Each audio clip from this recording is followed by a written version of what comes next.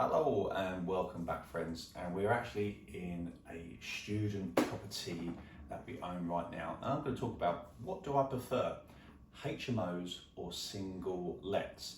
Now, this is a student HMO. We actually earn much more money per month renting this out to students than we do if we did it as a single let, which obviously is a great bonus. The downside to renting out to the students is, maybe they're in there 1, 2, possibly 3 years if you're extremely lucky.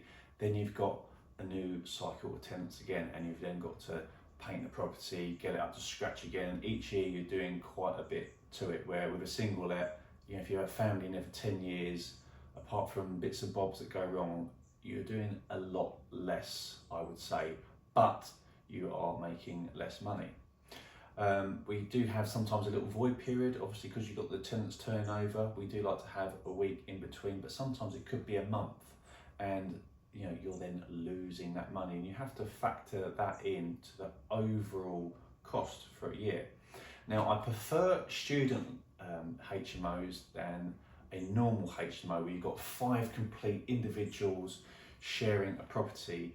As 5 people, there's going to be problems going on there. Someone stole someone's milk, and if it is 5 different people, if you're managing that yourself, you are dealing with that issue.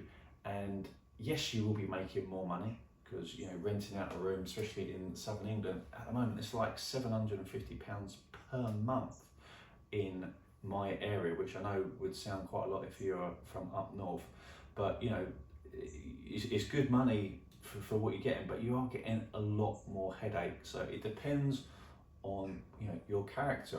Do you prefer less stress, or are you happy with more stress, more hassle, but for more money? For me personally, I prefer single lets, as the real money in property is actually made in the capital appreciation of the property and not on your monthly rent. Obviously, your monthly rent has to cover all your expenses of your mortgage and all the bills and things going wrong with boilers, etc.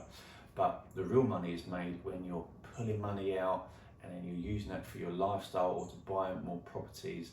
And that's the bit that really attracts me to property, and it's actually not the monthly rent, even though you should always be making money on your properties for a sustainable property portfolio.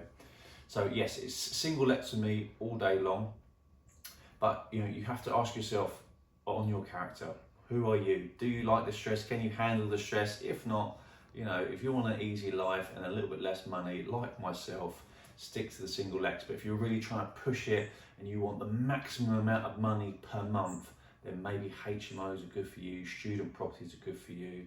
The one good thing about the student properties around here, we've got a 5-bedroom semi-detached house here, which is really, really big, and we bought this for actually £350,000, which in some bits that was the price of like a 2-3 bedroom flat, and it's gone up very, very nicely now, which is an added bonus, as this property wasn't actually on the market when we bought it. A sale fell through. I happened to have a relationship with the estate agent, as I was seeing them a lot, and we got a fantastic deal.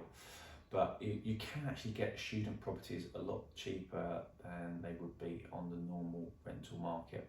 So that is a good advantage, and so the yields are naturally a little bit higher there. And a lot of time you're buying off landlords, so they expect you to go in with cheeky offers, as they probably did exactly the same thing when they bought that property. So here are just my few thoughts on HMOs versus single lets. So for me, it's a big thumbs up for single lets, but if you are interested in buying HMOs and student accommodation, it's not a bad shout as well. Thank you for watching, and we will see you next week.